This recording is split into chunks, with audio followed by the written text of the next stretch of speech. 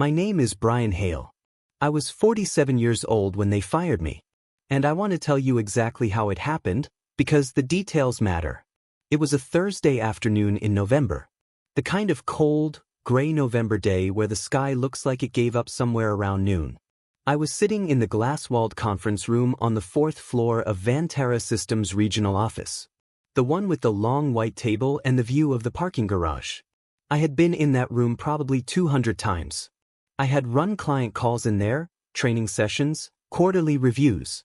That morning, I had been in there for a call with a manufacturing client in Ohio. My handwriting was still on the whiteboard behind Derek's head when he told me my position was being eliminated. Derek Coles, VP of Client Strategy, 34 years old, MBA from Wharton. He had been at Vantara for 14 months. In those 14 months, he had never once joined a client call that I was running. He had never asked me how any of our top accounts actually worked. He had never asked me anything, really, except once, early on, when he wanted to know where the good lunch spots were near the office.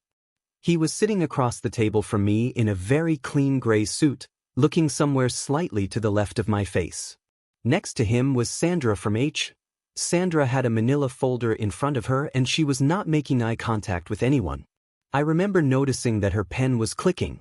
Just slightly. A nervous habit, I think. She didn't know what to do with her hands. I knew what was coming. I had known for about 3 weeks. Not because anyone told me. Nobody tells you. You just start to feel it the way you feel a change in weather.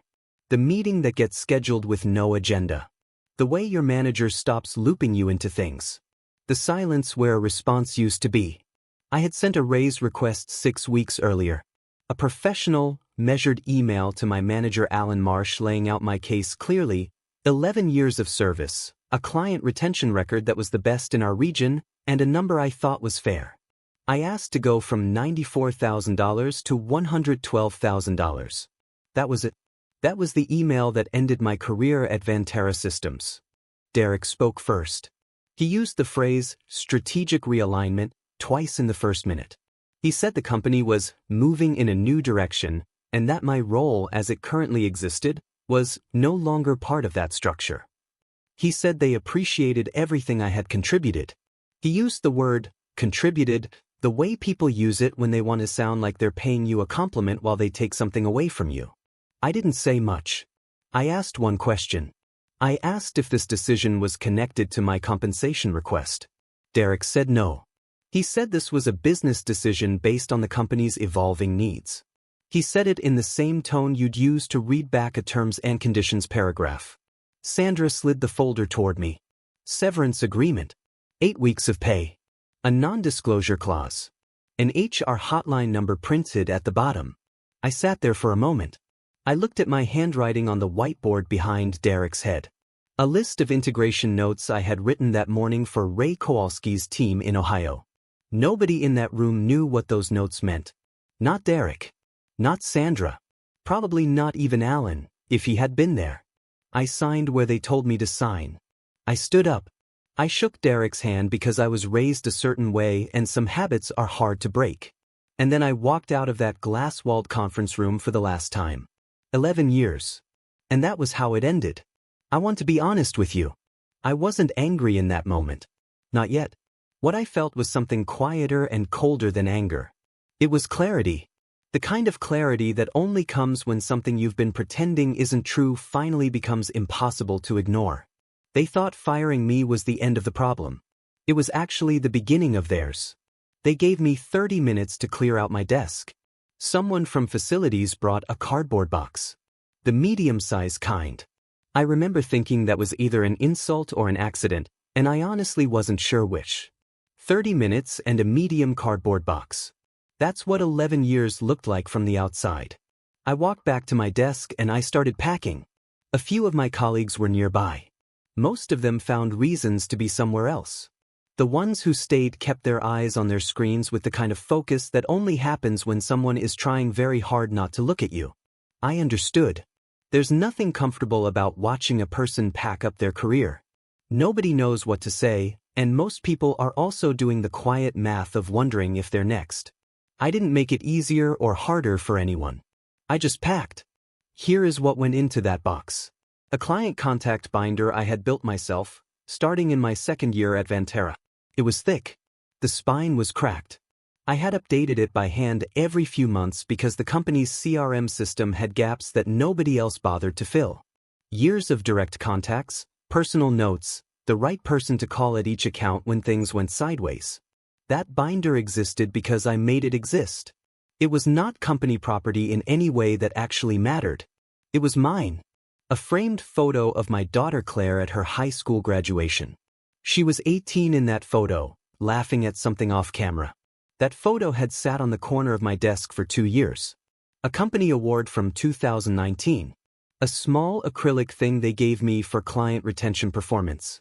I had almost left it, but I packed it because I'd earned it and because leaving it felt like letting them have something else. And a sticky note. A yellow sticky note with a cell phone number written in blue pen. Ray Kowalski's personal cell. Not the main line, not the office number, not the email in the system. His personal cell, the one he had given me directly because he said, and I remember this clearly, he said, "Brian, I don't want to go through the switchboard when something breaks. I want to reach you." That number was not in any system at Vantara. It existed on that sticky note and in my memory. I folded it and put it in my shirt pocket. I carried the box out through the lobby. The woman at the front desk, Maria, looked up and then looked down. I told her to have a good afternoon. She said you too, and her voice cracked just slightly. I put the box in my trunk. I sat in my car for a few minutes. I didn't call my wife Linda right away. I just sat there in the parking garage and let the quiet settle around me. What I was thinking about was not Derek Coles. It was not the severance agreement or the 8 weeks of pay or the HR hotline number. What I was thinking about was what had just walked out of that building with me. Not the binder. Not the award. Not the photo. The knowledge. The relationships. The trust that clients had placed in me over 11 years. Trust that Vantara had just decided to throw away without understanding what it was worth. I drove home. I sat at my kitchen table. And for the first time in years, I started thinking clearly. Let me tell you what I actually did at Vantara Systems. Not what my job title said. What I actually did.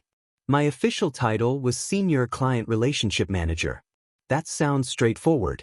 It sounds like someone who makes friendly phone calls and sends quarterly check-in emails. That is not what I did. What I did was keep the company's most important accounts from leaving. That was the real job.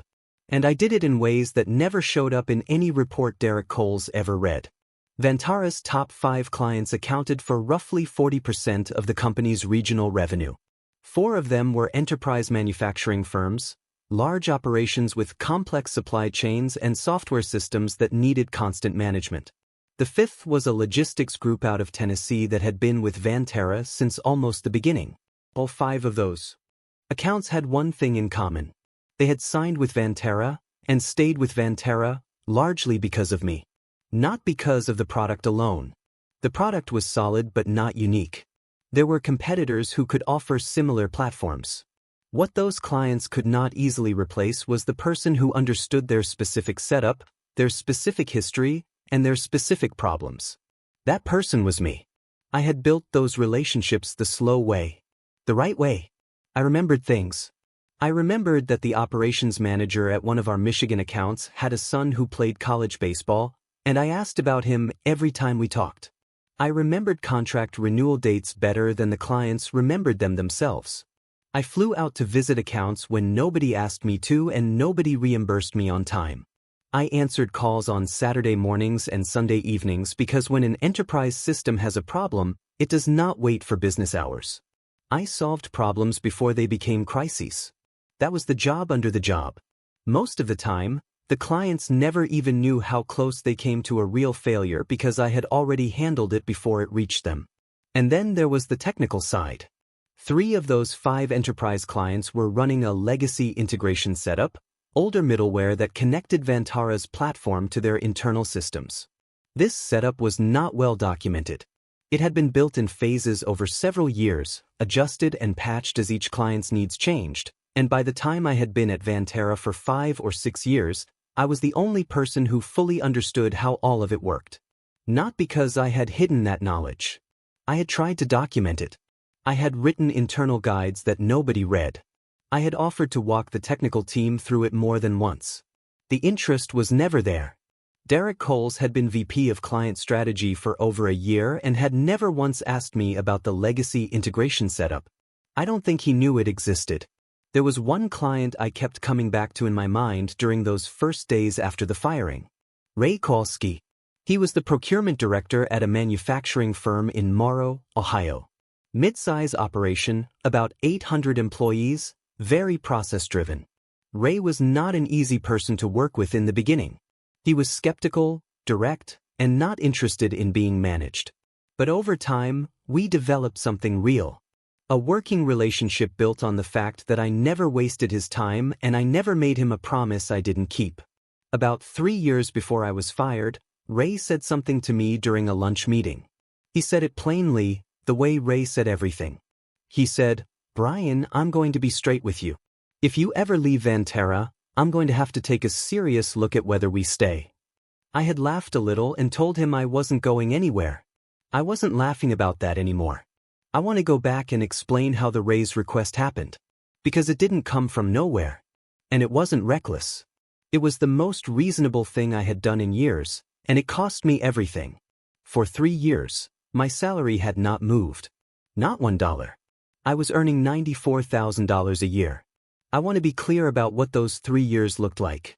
In that time, I had retained every single one of my top accounts through a software update rollout that went badly and caused real problems for clients. I had personally managed the situation, flying out twice on my own initiative and spending weeks on calls that stabilized relationships that could have walked away. Vantara kept those accounts. Nobody sent me a bonus. Nobody gave me a title change. Alan Marsh sent me an email that said, "Great work on the recovery, team effort all around." That was it. During those same 3 years, I watched 2 colleagues get promoted. Both of them were good at their jobs. I have no complaint about them. But their client books were a fraction of the size of mine and their accounts had nowhere near the complexity. They got promoted. I got a team effort email. And then Derek Coles arrived. I found out later, through a colleague who had seen something she wasn't supposed to see, that Derek's starting salary was $140,000 plus a performance bonus structure. $140,000. For a man who had never managed a single one of our enterprise accounts. Who had never been on a call with Ray Kowalski or anyone like him. Who did not know what legacy middleware was and had never needed to. I want to say again, I was not angry that Derek made more money. People get hired at different rates. That is the reality of business. What I could not accept was the idea that the gap between what I was worth and what I was being paid had become that wide, and that no one at Vantara seemed to think that was a problem worth addressing. So I wrote the email. I took my time with it. I wrote it over 2 evenings and I read it back 3 times before I sent it. It was professional. It cited specific facts. 11 years of service, a client retention rate that was the highest in our region for 4 straight years, and a salary request of $112,000. $18,000 more than I was making. That was what I asked for. Not a promotion. Not a new title. Just pay that reflected what I was actually contributing. I sent it to Alan Marsh on a Tuesday morning. Alan's response came 3 days later. He called me into his office, which felt promising at first, and then told me that the budget cycle wasn't set up to accommodate off-cycle adjustments and that my request had been noted for the next review period. He said it kindly. Alan was always kind in the way that people are kind when they are delivering decisions that were already made before you walked in. 2 weeks after that conversation, I was called into a formal performance review. I had not been warned. The review document cited concerns about my strategic alignment with company direction and my communication style in cross-functional settings. I had never received feedback like that before. Not once in 11 years. 3 weeks after the review, I was in the glass-walled conference room with Derek and Sandra. I am not saying I can prove those things were connected. I am saying the timeline is what it is. And sometimes that is enough. The first 2 weeks after the firing were the hardest. Not because I was falling apart. I wasn't. I have never been the kind of person who falls apart easily. But there is a particular kind of exhaustion that comes from doing all the right practical things while carrying something heavy underneath. I filed for unemployment. I updated my resume for the first time in 11 years, which felt strange in a way I wasn't fully prepared for. I took 3 calls from recruiters. All 3 went nowhere fast. 2 of them were looking for someone younger. They didn't say that, but I could hear it in the questions they asked and the pauses between them. Linda was steady through all of it. She had been steady through both rounds of layoffs at Vantara that I had survived, and she was steady now. She didn't push me. She didn't panic out loud. She made coffee in the mornings and she let me think. That kind of quiet support is worth more than most people realize until they need it. Claire called from school on a Sunday, like she always did. I told her things were fine. I told her I was in between things and figuring out next steps. She asked if I was okay. I said I was. That was mostly true. What broke the stillness was a phone call I got on a Wednesday afternoon, about 2 weeks after I was let go. My personal cell rang and I didn't recognize the number at first. Then I saw the Ohio area code and I knew. It was Ray Kolsky. He didn't open with small talk, because Ray never did. He said, "Brian, I heard you're not at Vantara anymore. That true?" I told him it was. He was quiet for a moment. Not an uncomfortable quiet. More like the quiet of a man processing information and deciding what to do with it. Then he said, "So who am I supposed to call when the integration breaks?" I didn't have an answer for him right then. I told him I was still figuring things out. He said to keep him posted. Then he hung up. I sat with that call for a long time. Over the next 4 days, 2 more former clients reached out to me the same way. Personal cell. Not through Vantara. Both of them had heard through their own networks that I was gone. Both of them asked versions of the same question Ray had asked. One of them was more direct than Ray. He said, "I'm going to be honest with you, Brian. The new person they sent us doesn't know anything. We've already had one problem this month that took them 4 days to fix. You would have had it done in an afternoon." That was when something shifted inside me. These clients were not calling Vantara with their concerns. They were calling me. On my personal number. Because I was the relationship. I was the expertise. I was the thing that had been making their contracts with Vantara work. And Vantara had let that walk out the door without understanding what it was. I thought about going back to work for someone else. I thought about it seriously for about a week. And then I stopped thinking about it. I was going to build my own firm. A small consultancy focused on client management and systems integration for enterprise accounts. I was going to do it carefully and I was going to do it right. And I was going to build it on the foundation of 11 years of knowledge and trust that Vantara had just handed back to me without realizing what they were giving away. I opened my laptop and I started writing down everything I knew. Building a business from nothing is not dramatic.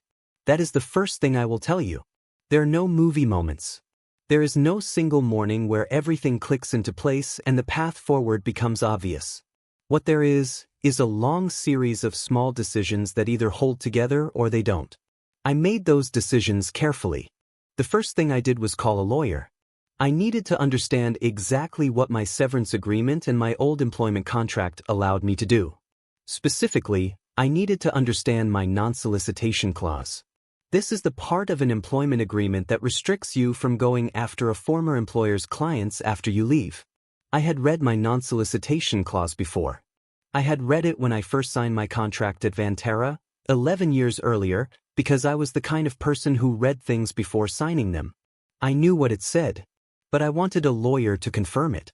The clause was narrow. It covered only clients I had actively worked with in my final 90 days at Vantara. And it only lasted for 6 months from my termination date. After that, I was free. 6 months. I could wait 6 months. I registered an LLC in the second week. Hale Integration Services. Simple name, clear purpose. I got business liability insurance.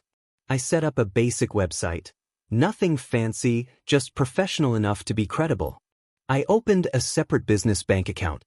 These are not exciting steps. But they are the steps that separate a real business from a wish. For the first 4 months, I focused on 2 things.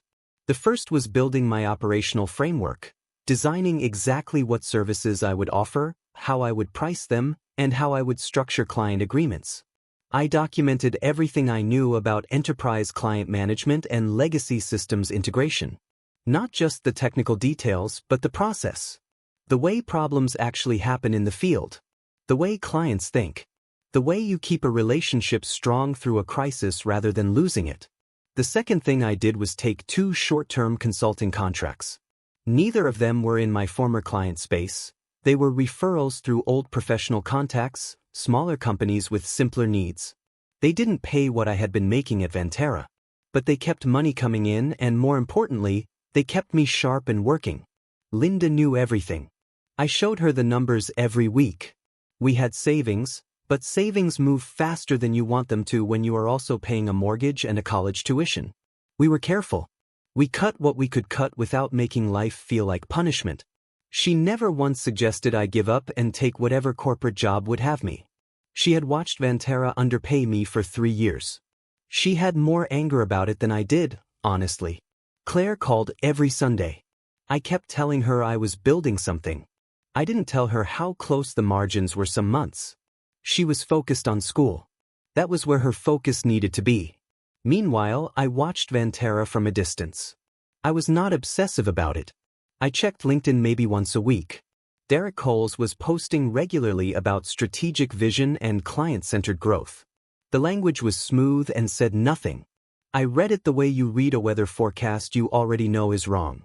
A former colleague of mine who was still at the company reached out privately a few months in. She told me that 2 of the enterprise clients had already raised formal complaints about service quality. She wasn't supposed to tell me that. I thanked her and I said nothing more about it. I just kept building. Month by month. Quietly. Carefully. The 6 months passed. And when they did, I was ready. The morning my non-solicitation period expired, I did not celebrate. I just sat down at my desk with a cup of coffee and started writing emails. I reached out to 4 of Vantara's top 5 clients. I did not pitch hard. I did not write anything dramatic or emotional. I wrote professional, straightforward messages. I told each of them that I had launched my own firm, Hale Integration Services, that I was focused on exactly the kind of work we had done together, and that I wanted them to know I was available if they ever felt like having a conversation. That was it. No pressure. No urgency. Just a door left open. 3 of the 4 responded within 48 hours. Ray Kowalski called me the same day I sent his email. He didn't even wait for the next morning. My phone rang at 4:47 in the afternoon and it was Ray, and he got straight to it the way he always did. He told me what had happened in the 7 months since I left. I had heard some of it through my former colleague, but Ray gave me the full picture. There had been 2 integration failures at his facility. The first one happened about 6 weeks after I was gone. A routine update created a conflict in the legacy middleware, exactly the kind of thing I had managed a dozen times over the years. The new account manager Vantara had assigned to Ray's company did not know the legacy system existed. He escalated it internally. Vantara's technical team took 4 days to diagnose and fix something that I could have resolved in a few hours with a phone call and a remote session. 4 days of disrupted operations for an 800-person manufacturing facility is not a small thing. That is real money. That is missed production time and frustrated floor managers and a procurement director who is suddenly questioning every decision he has ever made about his software vendor. The second failure came 3 months later. Different trigger, same root cause, the legacy integration, misunderstood and mishandled. This time it took Vantara 6 days to resolve it. Ray had already been in conversations with Vantara's regional director about the decline in service quality. He had documented both incidents formally. He was, in his own words, done being patient. He signed a consulting agreement with Hale Integration Services 11 days after my email. The second client came a week after that. A manufacturing operation in western Pennsylvania that I had worked with for 8 years. Their operations manager sent me a 1-line reply to my email. When can we talk? We talked that afternoon. They signed within 10 days. The third client took a little longer, about 3 weeks of conversation and a formal proposal on my end. But they signed. A Michigan account I had helped stabilize during the software rollout crisis years earlier. They remembered that. People remember who showed up when things were bad. The fourth client, the logistics group in Tennessee, decided to stay with Vantera. I respected that. But their IT director reached out separately and asked if I would be willing to take on a project engagement for a specific integration problem they were dealing with. I said yes. We worked together for 6 weeks on a contract basis. It went well. By the end of that month, I had 3 full consulting contracts and 1 project engagement. All of them former Vantera accounts. All of them clients who had once been counted as the foundation of Vantera's regional revenue. I did not call it revenge. I still don't. What happened was simpler than revenge. A company made a decision without understanding the full cost of that decision. And then the market showed them what that cost actually was. That is not a dramatic story. That is just how things work when you remove something important and pretend it wasn't. About a week after the first client departure became known internally at Vantera, my phone rang. I looked at the number and I recognized it. Derek Coles. I let it ring once.